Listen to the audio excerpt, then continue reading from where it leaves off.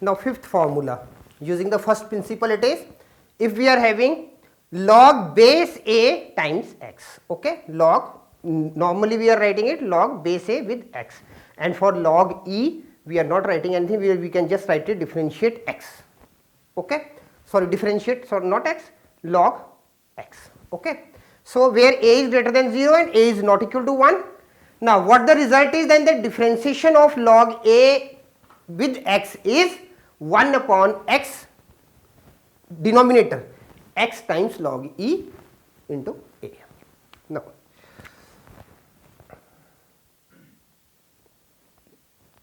let fx is equal to log a x.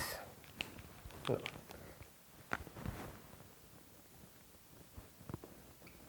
when fx is equal to log ax, then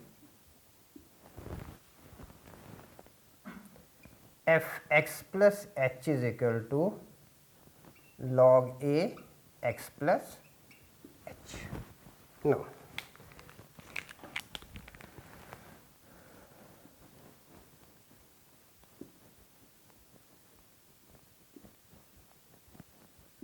definition of derivative.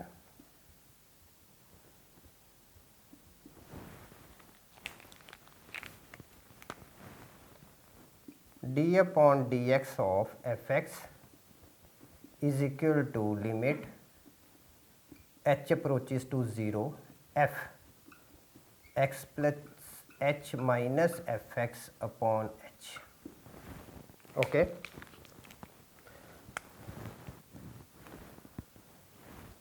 Now our question reduces to no, d by dx of is equal to limit h approaches to 0 log a x plus h minus log a x upon h, okay. Now this becomes limit h approaches to 0 log a 1 plus h upon x upon h, okay, again using property of log.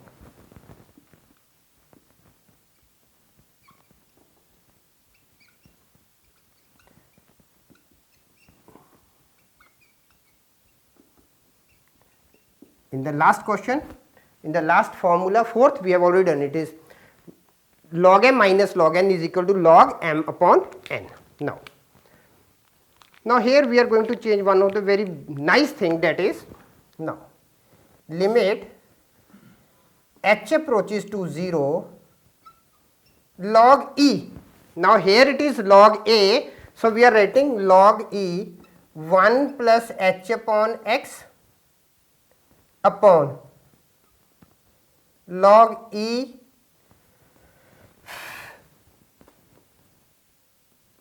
a with h.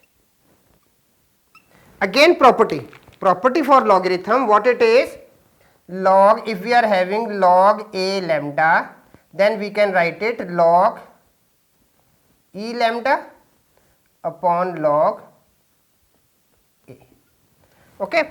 So because why we have done this one, because we have the property for the limits, okay. So that's why we have converted it into log e.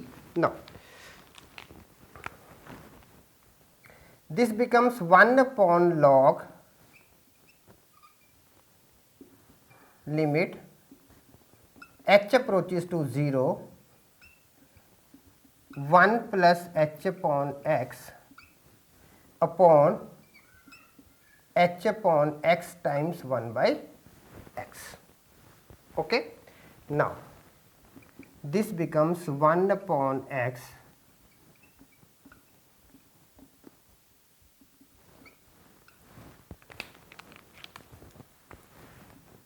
limit h approaches to 0 log e 1 plus x upon x, that is 1.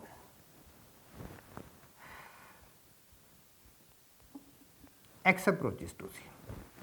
Okay. So, we can write it directly that now derivation for, hence derivation for log a x is equal to 1 upon x